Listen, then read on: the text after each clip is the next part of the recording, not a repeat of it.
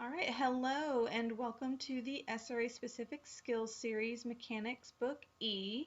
The letter is directly associated with the grade level.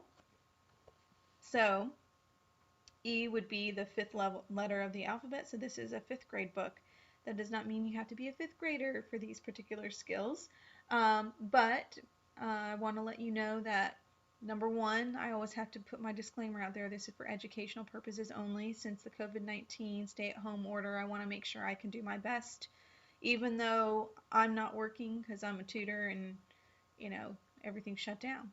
I want to at least have something out there for students to use, even though I can't interact or engage in any interaction with students to help them in their learning goals for this particular year, school year. Um, but of course, you can always, reach out to me. I'll make sure that I leave my contact information. I haven't been doing that in some other videos. So this should be helpful. You could go to the YouTube channel, KC Kite.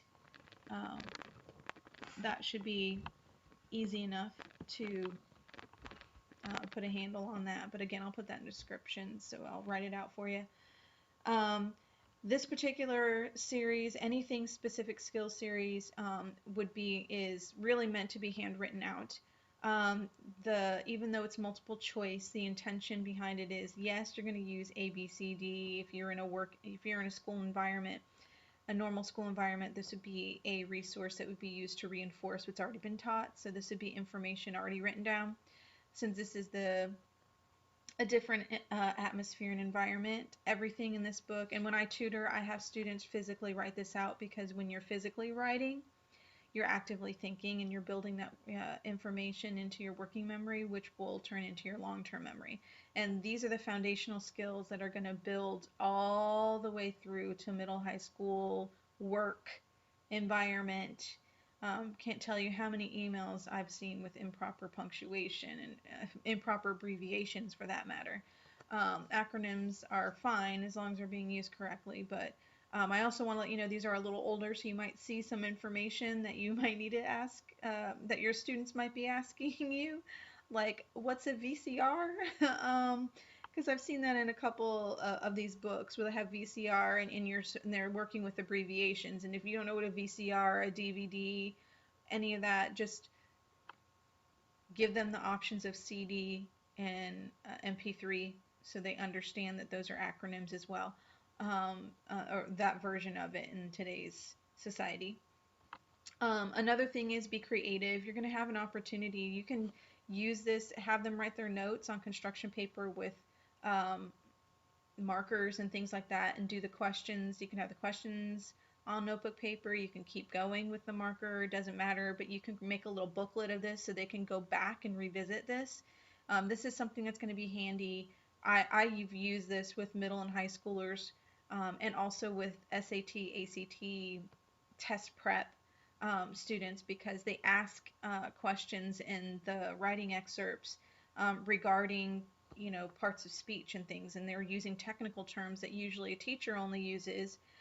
It's not normal speaking language, and if a kid doesn't know what a past participle is of a verb or predicate or subject, or what are some other things I've seen in there? Interjections, well, that's not really used very often. If they don't know what an interrogative sentence is, which I have seen that a couple of times in some of the practice things. Declarative, they might say, oh, the declarative sentence, and just use it in a general way. They're intending the student to really know what declarative is and the options that are there in your multiple choice options. If you know what it means, you get it just like that. But if you don't, that's just time being wasted. So this is a really good source and resource, I should say, that is going to allow your student to benefit from this on a continuous basis. But I highly suggest getting sheet protector. If you're going to print this out and you want to use dry erase markers, great. Just a little bit of Windex or plain tissue paper, toilet paper, paper towels, whatever. I know those are hot commodities now, so don't get crazy with that. So just to let you know, if there's alternatives to just regular notebook paper and just, grinding them through this information, I want this to be an opportunity to kind of let some of that creativeness seep in. The answer key is going to be provided at the end of the video. I'll be pausing and scrolling so you can see all the answers at that point.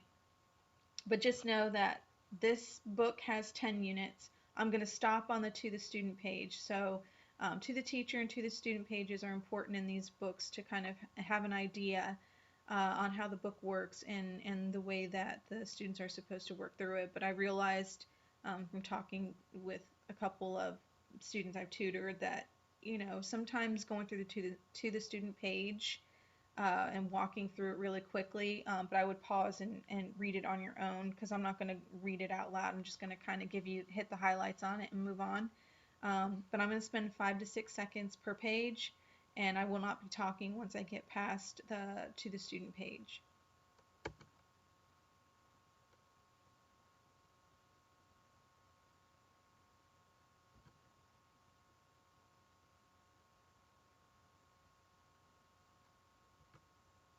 Here's the to the student page. As you can see, it has the outline of the book and the units. I said there's 10 units, but there's less than 10 lesson overviews here, subjects for these lessons in mechanics. I want you to understand that they break things down in much more detail. So yeah, we might be talking about abbreviations, but they're going to be, and end marks. There might be an opportunity where they do abbreviations and capitalizations and combine them together. That might be one of the whole separate things that they do. There's obviously, they give you examples like I was mentioning on what these skill sets are going to be focusing on. It's not all of them. It's just the main idea, I should say, of what you're going to be doing. They do have visuals sometimes. And of course, at the bottom, just like in any classroom, when you walk in, the students are supposed to see the learning goal and the learning objective for that day. The end of this book, this is the learning objective for the entire book. There are assessments that are sprinkled through there. They're language activity pages. They're meant to kind of create that rigor. And I only go over this for grades, 5 and up for these particular books because the language activity pages are very important. And based on how they're set up, it would be easy for you to find other sources that you can use to create extra practice. One of the things that I've used in the past is if a student's already reading a book, which they're required to do with their language arts classes, no matter what anyways, independent reading and class reading is done from that grade on up, even into college. So just know that you can take the notes that at the beginning of every unit, the rules are at the top of the page with an example on how to apply that rule or what they're looking for. So that's going to have identifying markers. They're going to use italicized words, bolded words, underlining. So they're going to really show you what they're looking for, and they're going to have brackets and things that's labeling done throughout so that you utilize those notes as you work through the questions or the problems that are presented just below that on that page and the following pages until the next skill set. So you'll be on capitalization. It's going to be a bunch of questions regarding capitalizations that are identified with the rules that are presented. Then it'll move on to end marks. When you move to end marks, you have to still know what capitalization means. So once you learn that skill, you need to refresh yourself on it if you need to, because this is something that's going to stay with you all the way throughout your entire life. I've seen so many emails and text messages improperly punctuated, abbreviated, and believe it or not, acronyms done wrong as well. So just a hint though, if this is a student who's reading this, if you don't know what a VCR or DVD is, that's abbreviations. So they're just using the abbreviations for the long word. So CD means compact disc, but we crunch it down to CDs. That would be more like your MP3 players nowadays, and CD, I'm sure you'd be familiar with CDs. But if you have to stop and pause and look at what's there on the page to help your student out and be like, oh, do you ask them first? And this is always something that I always like to see with the students if they can figure it out on their own, because then they're utilizing the context clues and let their brain work. Let them utilize that skill set because it's really hard to find um, work that works problem solving. So if they're going to be problem solving and utilizing the context in which the information is presented, I would really encourage you say, oh, well, do you know what that is? Do you have any idea what it is? And let them, take that moment, get yourself entertained. They might actually have some really interesting answers. But then you can obviously bring them back down to earth and say, okay, no, this is what this is, and then explain this is it spelled out, and then you're just cutting out everything behind the first letter. So mush it together, and you got your abbreviations. Um, now I'm going to start going page by page, spending 5 to 6 seconds per page, and then I won't be saying anything until we get to the very end where the answer key is.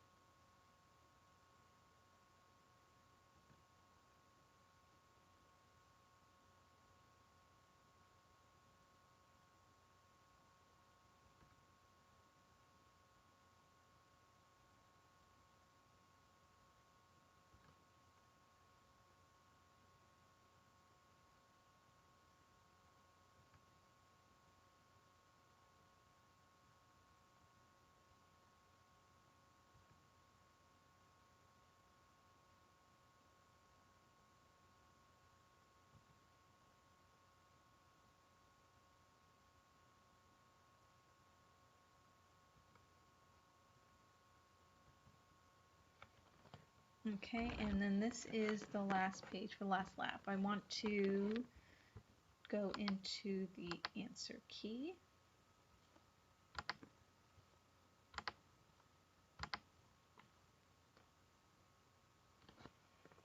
Okay, so let's zoom in and then I will scroll.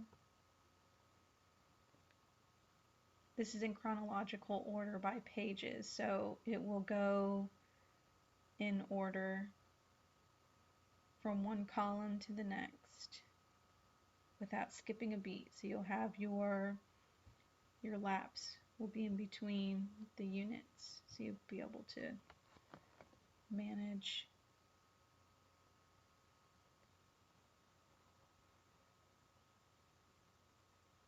seeing the information in the place you would expect it.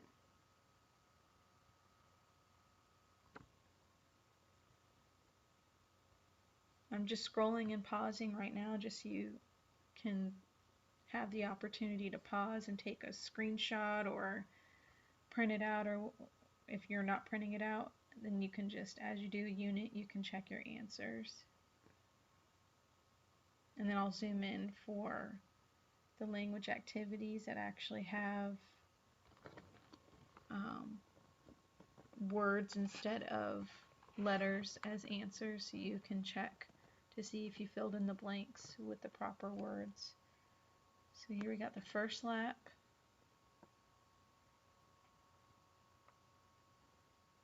The second lap.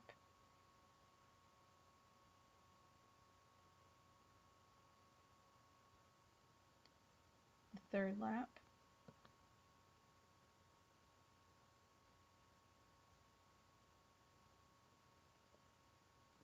And then the last lap.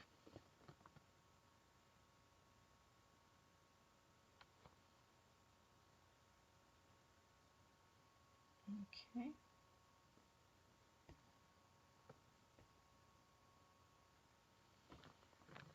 And that is the end of the video.